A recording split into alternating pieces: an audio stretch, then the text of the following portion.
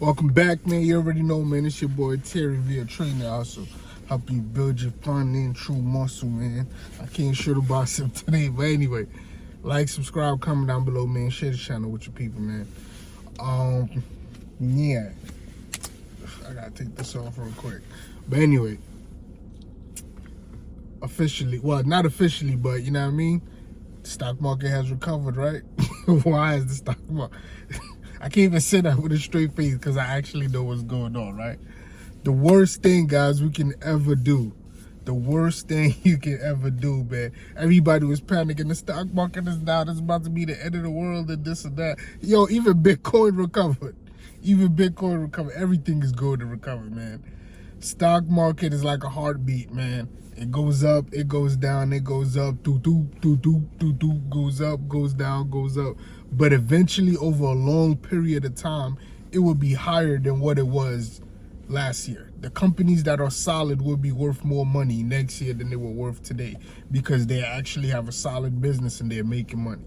That's all it is, man. The worst thing you could do when the stock market is down, guys, is sell your stocks. And I was listening to a couple people and I was seeing people talk about sell, cash out. No. When you sell, you lock in your losses. You have officially took a L when you sold. If you're down, right? You officially took a L. What you want to do is bad, this might sound like bad advice. When your stocks are down, first of all, the only way you're going to be nervous when your stocks are down is if you do not do the proper research, you do not have the proper information to know that this is a solid company and is going to recover. That's the only time where you're going to be nervous because you don't know what you're doing. You don't know what you invested in. But if you know what you invested in, you know it's a solid investment, right? When the stocks is down, as much as this might sound like bad advice, you buy more because it brings down your average cost. Let me explain that. If you bought Apple, if you bought 2 shares, make it very simple. If you bought 2 shares of Apple at $100 each, right? That means you spend $200, you got 2 shares of Apple at $100 each. If the stock goes down to $75 now, right? If you buy 2 more shares, so that brings you now 4 shares at our average of 75. 4 times 75 is what? 4 times 75 is what? 300. So now you have 300, but you have 4 shares. Even if it goes back to 100, now you got 4 shares at 100 each. Like, you've already profited, but really you wanted to go higher than that, right? But you've brought down your average cost from 2 for 100 to 4 for 75. You bring it down your average cost, meaning that you're gonna see profit faster. That means if it goes from 75 to 80, you've made $5 across 4 stocks instead of when you was at 100 and you needed it to go over 100 for you to see a profit. But me, man, even with the profit, I'm honestly not looking to sell. What I'm looking to do is to pass these down, right? And to use it as leverage. The reason why I don't sell my stocks is because I want to use it as leverage. When it gets big enough, when my account is big enough, you can use your account as leverage for more money, all right? For more money to, I don't even want to get into that because that's going to be a whole different video, right? Like, I'll explain that in a whole different video.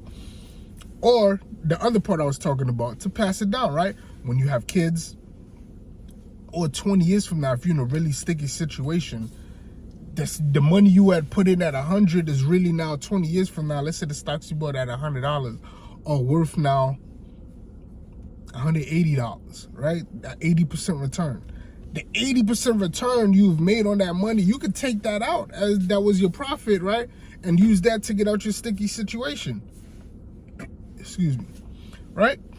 You use that to get out your sticky situation. For me, I just want to grow my portfolio and I ain't selling jack unless the profit is crazy. There's another reason you should sell. If you want to take profit, right? How you do that? This is the only way I think is good to take profit. Again, let's use the same analogy. if you had bought 2 Apple stocks for $200, $100 each, and now each of those stocks are worth $200 a piece, right? Are worth $200 a piece. So now your stocks are worth $400. The same $200 you used to have $400.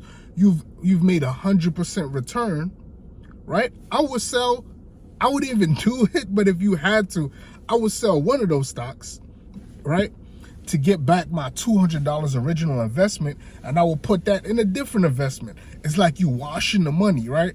Now, the money that you have left over in Apple stocks is just profit. It's just the profit, the money you originally had used to get that money, to make the profit. You've removed that money and put it in something else, right? That is another great investment that you see that you found, or a different stock that is currently down, but you know it's a good investment. You're like, ooh, this is my chance to get more stocks, to get more shares, so I could come right up on this one. Never sell your stock, guys. The stock market will always recover. Put it like this: the day the stock market doesn't recover, that means this country has completely goes kaputs and we are done. Like, the economy is over. That's the only way, guys. It's gonna go down. And if you studied it long enough, and I haven't been studying the stock market for like 20 years or 15 people like some people, but if you studied it long enough, even 2 years, 2-3 years, it always repeats itself. You can, like, you can pinpoint it. Every summer, it goes down. Why? Because the last quarter of the month, which is the most important quarter, because that's when the most money is going to get pushed into this economy. The last quarter of November, December, January, right? November, December, January. That last quarter. No, I'm wilding. October, November, December. October, November, December. October, November, December. Yes.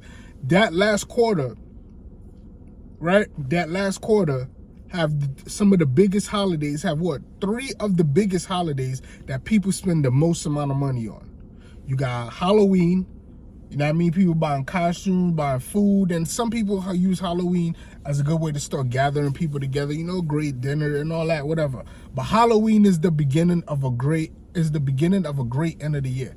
And after Halloween, you got the next month, you got Thanksgiving, and then you got Black Friday. Two days in November where people are going to spend a crazy amount of money.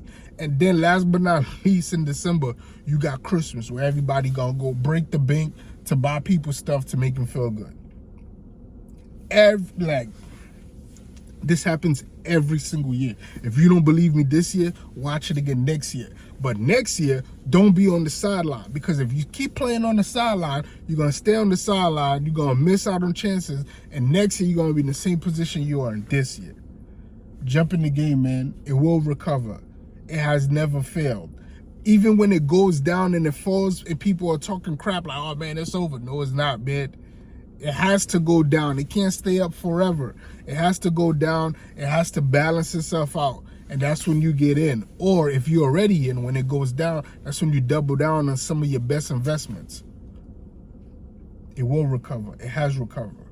The only way the stock market gonna completely go kaput is if the economy falls apart and the world is over, type of thing. Like, you're gonna make money, man. It's not even about money. It's about growing wealth, right? Making your money work for you. You're fine if you invest in solid investments. Now, if you're out here buying the stocks, you've seen people post and you're not doing no real research yourself, or this business is not a solid business with nothing backing it, then yeah, man, I'm trying not to curse, but you get what I'm trying to say. You messed up. But if you invest in solid businesses that have a great history of return, that have a great future outlook, I think I got to make another video about my criteria that I use to break down a good stock. That's probably might be something else I got coming up. But if it's solid business, solid investments, over time it will grow. That's just what it's going to do. And then like, subscribe, comment down below for some more videos, man. You ain't going to lose, man. Trillionaire Hustle, helping you build your financial muscle. Catch me on the next one. I'm gone.